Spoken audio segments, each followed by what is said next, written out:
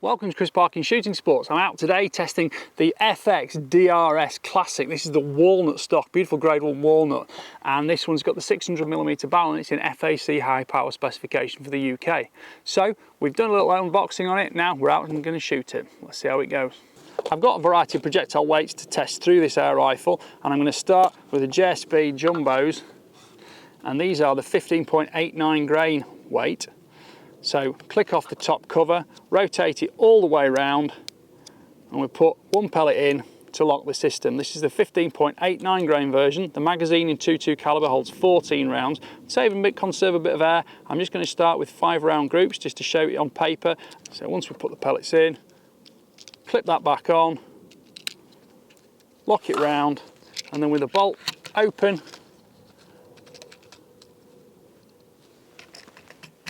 slides in, ready to shoot.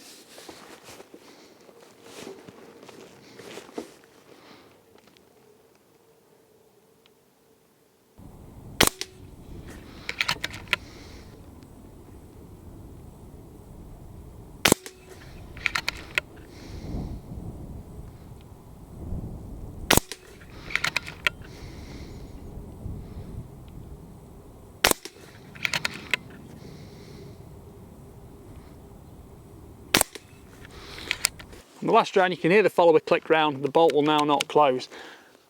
Pull it out, ready to reload. That's producing 962 feet per second with a 22 feet per second extreme spread, and the muzzle energy there is 32.3 foot-pounds. I'm using an FX true ballistic chronograph for all these readings. I find it very reliable and I've used it on most of my gun tests over the last year.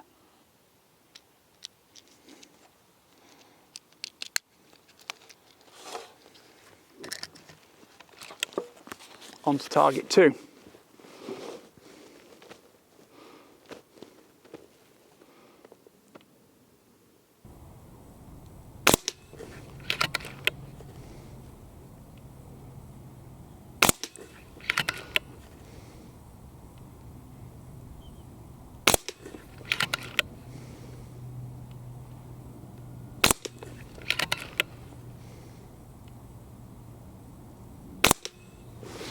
Now this cocking mechanism is ultra smooth on the side lever. It's not causing any distortion or disruption to the rifle's position. Those pellets are producing 918 feet per second with a 13 foot per second extreme spread, and the muzzle energy is 33.6 foot-pounds. Right, I've been away doing some other shooting. I've leaded up the barrel, and now I'm going to swap to the 22 grain FX slug. I would say this is more of a hunting rifle than a target or precision rifle, so we need to be realistic about how much shot count we want from the rifle. It's more about the portability of the gun itself. We've got real world conditions. I've got a wind flag out. It's not particularly windy, but there is a bit of breeze moving things around, and the groups do open up slightly from that. But if you want to see rifles just tested on indoor range with no wind at all, well, you get a slightly unreal perception of what you're going to achieve when you're out shooting.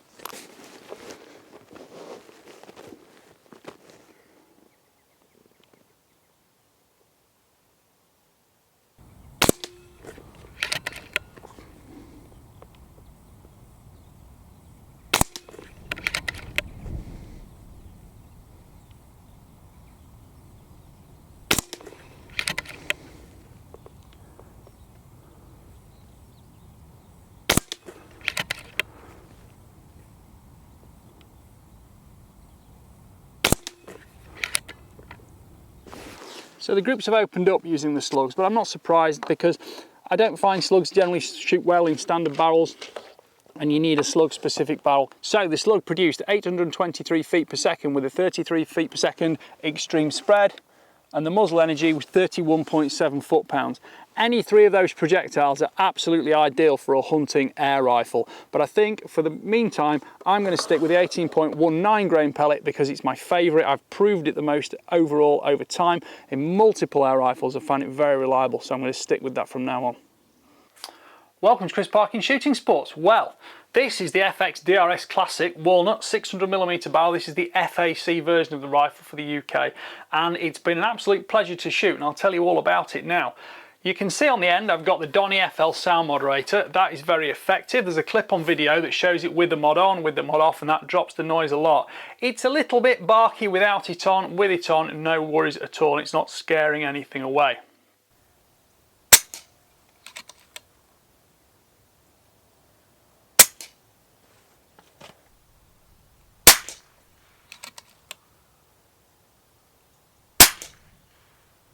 The shrouded barrel has an STX liner within, suitable for heavy pellets. I did shoot some slugs with it, but it didn't perform beautifully with the slugs, and with the pellets it was so accurate I was more than happy to be using those full time with it to do all the pressure testing and get the actual shot count from the gun. This is all hard anodized black. It looks beautiful contrasting with the walnut, and it's a 280cc bottle fill effectively wrapped around that barrel. Fill pressure is 230 bar, and I'll go on to the test a little bit later in terms of how many shots you get from it. On the side, you've got the pressure gauge here, which tells you the remaining fill pressure within the unit. You've got the plenum on the bottom, there's plenum on the top, and then on the side here we've got the beautifully smooth all aluminium cocking lever, which operates extremely smoothly. You can see it on video, and it causes extremely low amounts of disturbance to the rifle. You can decock the rifle as well by holding it back, pulling the trigger and letting that go forwards.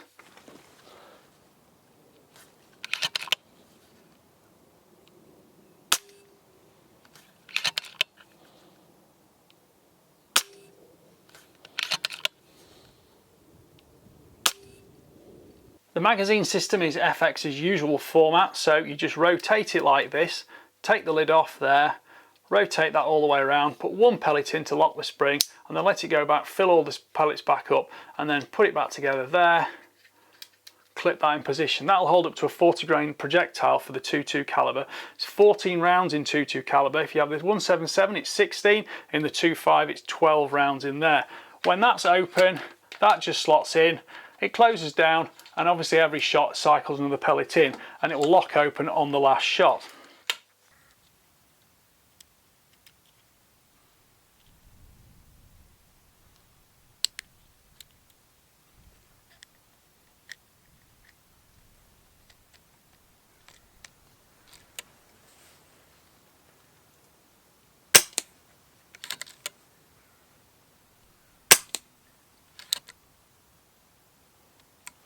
Scope rail on top is an 11mm dovetail. I've used a 30mm primary arm scope on it, 4:16 specification with a 50mm front end. That to me is perfect for an air rifle that's designed primarily for hunting, and although this will shoot you some longer ranges, it's not quite as tunable as some of the FXs like the Mark IV, Mark III, and it's maybe the one for actually going hunting with rather than just tuning all day long. There's no tuning capability at all on it. There's not even a power adjuster, so what it's set up at the factory is what you get. And of course this one is the FAC version, and as I tested it, it was producing 34 foot-pounds with the 18.13 grain pellet. The pin probe for filling this rifle slots in the side there. It's got a Foster connection on the end. That fills up to 230 bar. These are now made of steel, not brass, so they're a little bit more durable, stronger in use.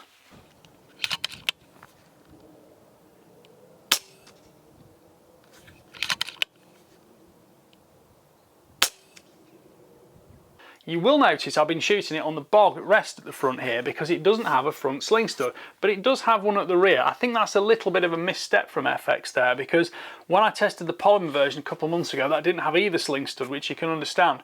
But why they put one there but not one here, I'm not sure. It could do the one there because it is a hunting rifle and it would be nice to make it easier to carry.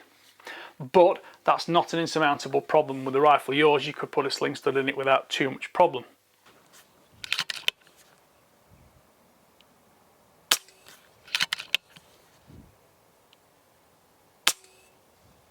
Looking at the trigger here, you can see it's a two-stage trigger and it's got an adjustable trigger blade on it. This one broke at 318 grams, which is 11.2 ounces, and it's extremely pleasant to use. Looking at that in detail, we'll just do a safe dry fire. You can see it goes through the first stage there, bang, and off it goes. It's very crisp, light to use, and you feel completely confident with it because you can rely on it being the same every time. It is adjustable if you want to add more weight to it, but it all depends on the user and the shooter themselves.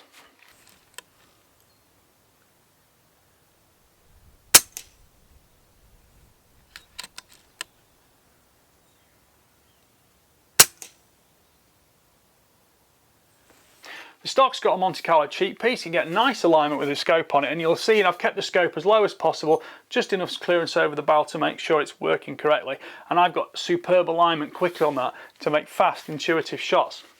The rifle is technically right-handed, but I didn't have any problem shooting it left-handed, and I found it equally comfortable from that position, but the side lever will only go onto the right-hand side of the gun.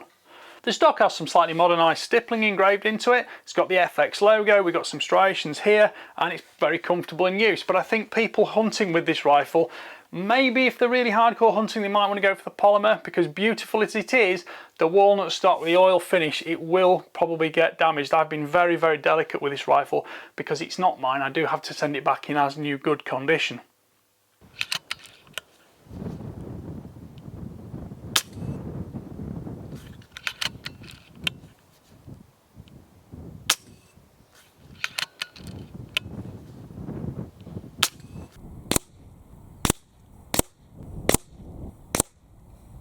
The recoil pad on the back is rubber, locks into your shoulder quite comfortably. There's no recoil obviously, but it's nice to know that it grips in position. You can get a good cheek position on the stock without the gun naturally wanting to slide out of your shoulder, which can become quite annoying on a rifle of this sort of size. Overall length is 1055mm, which is 41.5 inches, and the overall weight is 2659 grams, which is £5 14 ounces. It looks longer and heavier than it actually is, because don't forget, most of this is empty and just full of air. That's mostly empty, just full of space to absorb air as it pumps out at the end of the barrel and quits the noise on you.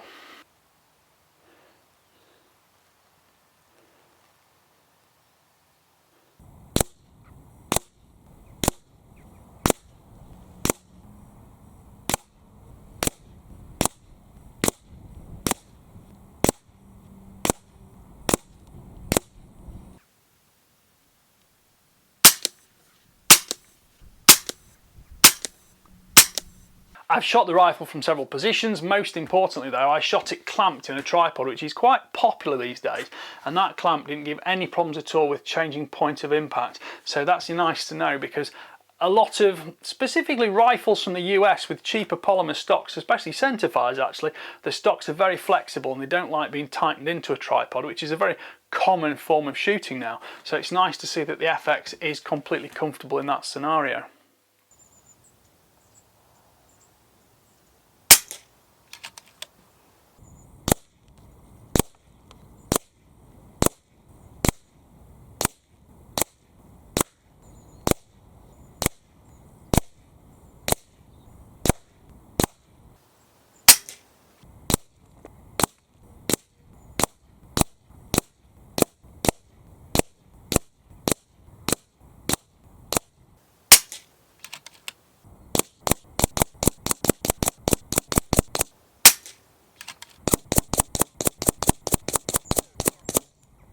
So to have a little bit of a look and critique on the groups now we shot with it, you can see on the video that I shot some groups with it when I was setting it up. They were very slow fire, I was shooting precision, I was watching the wind flags because I really wanted to shoot the smallest groups possible, because I know that's what impresses people at 30 and 50 meters. Now these were shot a lot faster. These were shot this afternoon actually, and the reason I shot these faster is I wanted to test the real world handling capability of the rifle. When you pick it up, put it down, move it around, put it in and out of the sleeve, does it lose zero? And most importantly, how many shots you're going to get from a charge. So that was a 230 bar fill. It's a 260cc buddy bottle, and effectively I was getting, let's just say, that's group number 1, 14 shots there. Group number 2, 14 more shots there. Group number 3, 14 more shots there. But it is starting to just drop down a little bit, isn't it? Now I'll put the results on screen from the FX chronograph as well, so you can see what exactly is going on. And then magazine 4, which is 14 more shots here, well, you can see we're dropping down a lot there. The extreme spread between groups 1 and groups 2 of the first 14 to 28 shots quite minimal. You can see it start to drop onto magazine 3, and at magazine 4 you're below 800 feet per second, whereas you started over 900 here. So that just goes to show the power curve of the rifle when you actually do run out of energy. But it's an AMP2 regulator, which gives you nice consistency over those first, let's call it 30 shots. Now FX themselves on their website do say it's going to have 60 shots in it, but 60 shots of what? It will keep shooting on and on and on, but you do lose that super perfect accuracy and the precision a little bit as well, because your extreme spread starts to go up. And you can see, you know, we've got a slightly larger top to bottom spread on the impact points. On the first groups, I tried 3 different projectiles through it. I've got the FX Exact Jumbo pellets. These are 15.89 grains. Those worked quite well. I've used them a lot, but I think for an FAC air rifle, you might as well get the most power from it. And I tended to go for the 18.13 grain Exact Jumbo Heavy Diablo. Now, I did try some 22 grain FX hybrid slugs, but these were significantly less accurate than the 18.1 grain pellets. So I decided I was going to go with experience, stick with those. I know those work, and that's when I carried on to the second day, which was target here, to see what it was like for my pressure testing, how many actual shots I was going to get from the rifle.